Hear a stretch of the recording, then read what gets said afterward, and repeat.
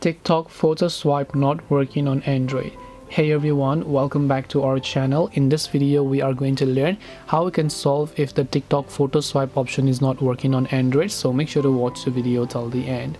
So if you're not being able to use the photo swipe feature on TikTok app on Android, first of all just go ahead and then long press the TikTok app icon, then just tap the I button to come to the app info page. And once you come to this app information page, from here what you basically want to do is simply go to storage, where you want to make sure to clear the cache files and make sure to clear the data.